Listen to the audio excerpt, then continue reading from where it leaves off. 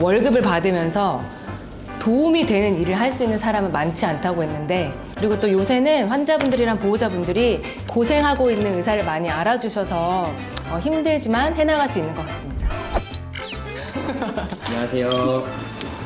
여러 간들에 대해서 간드러지게 알려드리는 간들. 이번 시간에는 서울대학교 병원 중환자 진료부에 있는 오승영 교수님을 모시고 중환자 진료 과연 어떤 것인지 설명을 좀 들어보도록 하겠습니다.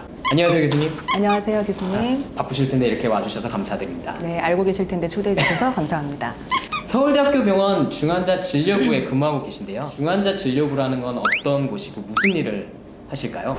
서울대병원 중환자진료부는 내과, 외과, 소아과, 마취통증의학과 이런 다른 과들을 전공하고 전문의를 획득한 이후에 중환자 진료에 큰 뜻이 있어서 중환자 진료 세부 전문의 과정을 또다시 이수한 사람들로 구성된 어벤져스 집단이라고 할 수 있겠습니다. 그런 사람들이 큰 뜻을 품고 각자의 중환자실에서 위기가 생겨서 내려오신 환자분들이나 자세히 집중 관찰을 해야 되는 환자분들을 밤낮 없이 돌보고 안정적인 상태를 만들어서 다시 병동 의료진께 인계해드리는 그런 일을 하고 있습니다. 대본 준비해 오셨어요? 아닙니다. 네. 중환자실이 또 여러 가지가 있는 걸로 알고 있는데 네. 선생님은 어디서 근무를 하시는 건가요? 저는 기존에 외과를 전공했기 때문에 외과계 중환자실에서 근무하고 있습니다. 내과계 중환자실도 있겠네요, 그러면. 네, 내과계 중환자실도 있고 외과계 중환자실도 있고 소아 중환자실도 있고 신생아 중환자실도 있고 응급 중환자실도 있습니다. 이번에 또 하나 생겼던데. 위기 대응 중환자실이죠. 네, 저희 병원의 자랑이고 보람이고 코로나 때문에 수술이 미뤄지거나 중환자실 치료가 어려운 환자분들을 대상으로 서울대병원 위기 대응 중환자실에 입실을 하셔서 필요한 치료를 받으실 수 있도록 저희 임시 중환자실을 운영하고 있습니다. 어떤 환자들이 그러면 그런 중환자실에 가게 되는 걸까요? 중환자실에 오시는 환자분들은 혈압이 흔들흔들 하거나 자발 호흡이 어렵거나 해서 일반 병동에서 그 병동에 있는 자재만으로는 치료가 어려우신 분들이 추가적인 인력이나 추가적인 기구를 통해서 치료를 받기 위해 내려오는 곳이라고 할 수 있고요. 그게 아니라고 하더라도 걱정되는 부분이 있어서 밤이나 주말 사이에 일반 병동 의료진들만으로는 버겁다고 생각되는 경우에도 일시적으로 잠깐 들렀다 가시는 곳이기도 합니다. 다이나믹한 곳이네요. 그래서 많은 일이 또 일어나기도 하겠고 네. 또 위중한 분들이 있으면 안 좋은 일도 많이 경험을 하시고 그렇죠. 그렇겠군요. 네. 간들간들과의 인연은 어떻게 되나요? 요새는 간이식을 하시는 선생님들께서 수술을 너무나 잘하셔서 아무런 합병증 없이 퇴원하시는 경우가 대부분이지만 그래도 수술 직후에 생길 수 있는 합병증을 방지하고 그리고 수술 직후에 흔들릴 수 있는 활력 징후들을 바로잡고 그리고 더 많은 사람들이 더 집중 관찰하기 위해서 간이식을 하고 나면 모든 환자분들이 중환자실에 3박 4일 또는 4박 5일 정도 머물다가 가시게 됩니다. 그래서 저를 모신 것이지요. 맞습니다. 네. 모든 간이식 환자는 다 일단은 중환자실을 방문한다는 뜻이네요. 네, 간이식을 한 환자분들 같은 경우는 일단 수술 중에 아무런 문제가 없다고 하더라도 그리고 굉장히 수술이 잘 됐다고 하더라도 무조건 중환자실에서 새밤, 네밤 머물다 가시지요. 그만큼 간이식 수술이라는 게 아무리 잘하더라도 위험성이 상당히 존재한다는 뜻인데요. 네. 더 길어질 수도 있나요? 일주일 이상 중환자실에 계시는 경우는 수술하고 난 다음에 수술 직후에 합병증이 생겨서 할 수 없이 중환자실에 계시는 경우도 물론 있지만 요즘 같은 경우는 병동에 간이식 환자들을 치료하기 위한 병상이 부족해서 중환자실에 어쩔 수 없이 하루 이틀 더 연장해서 계시는 경우들도 많이 있습니다. 참 안타깝군요. 병상 수가 더 많아졌으면 좋겠습니다. 네, 병상 수가 많으면 좋겠지만 그래도 간이식 하신 분들이 제대로 잘 격리되고 또 제대로 잘 치료받으시기 위해서 하루 이틀 늦어지는 걸 감수해야 하지 않을까요? 중환자실에 있게 되면 격리가 되는 건가요, 그러면? 독방을 쓰게 되는 건가요? 사실 모든 중환자실 병상이 다 격리 병상으로 이루어진 건 아니라서 저희가 간이식 하신 환자분들이 중환자실로 오신다고 하면 미리미리 격리 병상을 준비를 해 놓고 있기는 하지만 기존의 다른 환자분들이 치료를 받고 계셔서 격리 병상이 없는 경우에는 부득이하게 간이 격리를 할 수 있는 다른 침상으로 환자분들이 입원하시게 되는 경우도 있습니다. TV 드라마나 뉴스나 이런 걸 보면서 백혈병이나 이런 환자들은 무균실이라고 해서 이렇게 투명한 커튼으로 다 밀폐된 공간에 있는 경우가 있는데요. 혹시 그런 곳에 꼭 있어야 되는 건 아닌가요? 간이식 환자 같은 경우에? 사실 그런 곳에 있으면 가장 좋겠지만 간이식을 하신 분들과 그렇게 백혈병이 생겨서 조혈모 이식을 받으시거나 항암 치료를 하는 그런 분들에 비해서는 간이식을 하신 환자분들의 면역 상태는 그래도 비교하자면 괜찮은 수준이기 때문에 그렇게까지 하실 필요는 없고 중환자실에 있는 격리실에 들어가시고 또 환자분들을 접촉하게 되는 의료진들이 손 위생이라든지 아니면 격리하는 환자들을 접촉하기 전에 입어야 되는 위생 의상이라든지 이런 걸 잘 입고 환자분들을 진료하면 큰 문제는 없습니다. 중환자실 의료진들을 보면 항상 손 위생도 잘하고 옷 같은 것도 네. 수시로 계속 갈아입으시더라고요. 네, 저희 때문에 환자분들이 불필요한 감염에 걸리거나 감염이 옮겨지거나 이런 일들이 생기면 절대 안 되기 때문에 위생 관련한 부분에 대해서 특별히 더 신경을 쓰고 있습니다.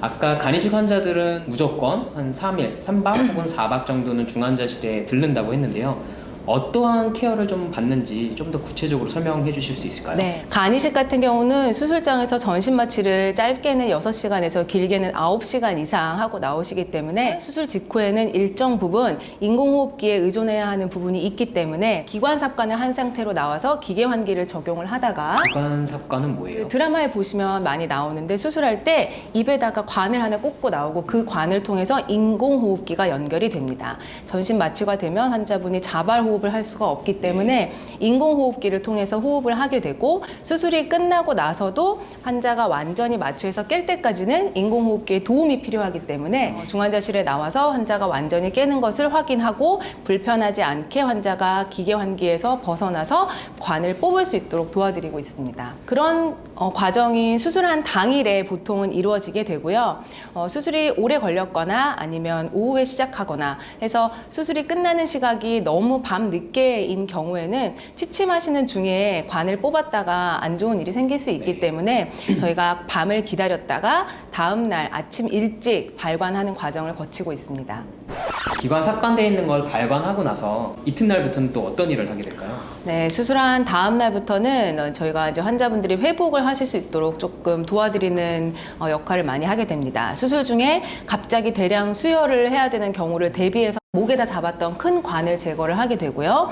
그리고 허벅지 부분에다가 잡았던 동맥관도 제거를 하게 됩니다. 수술한 다음 날부터 일반 병동으로 가실 때까지 하루에 3번 이상 피 검사를 통해서 출혈은 없는지 그리고 간 기능은 제대로 회복되고 있는지를 확인을 하고 이런 기능적인 회복이나 실혈 여부뿐만 아니라 1일 1회 간 초음파를 시행을 해서 수술장에서 이어놓은 혈관들이 괜찮은지를 확인을 하게 됩니다. 저희가 이런 검사를 하면 환자분들한테 결과가 어떤지 알려드리려고 최대한 노력은 하지만 바로바로 알려드릴 수 없는 경우들이 생겨서 의사가 오지 않으면 아무 문제 없구나 이렇게 생각하시면 되겠습니다. 아니 근데 하루에 체열을 3번씩이나 해야 되나요? 하루에 3번 이상 체열을 하게 되기도 하는데요. 기도에 유지하고 있었던 관을 뽑게 됐을 때 환자가 인공호흡기 없이 잘 버티는지 추가적으로 체열을 한 번 더 해야 하는 경우가 생길 수 있고 그리고 회복하는 속도가 더딘 경우에 이게 정말 잘 회복하고 있는지 저희가 조금 체열하는 간격을 줄여서 체열 횟수를 늘릴 수도 있고요.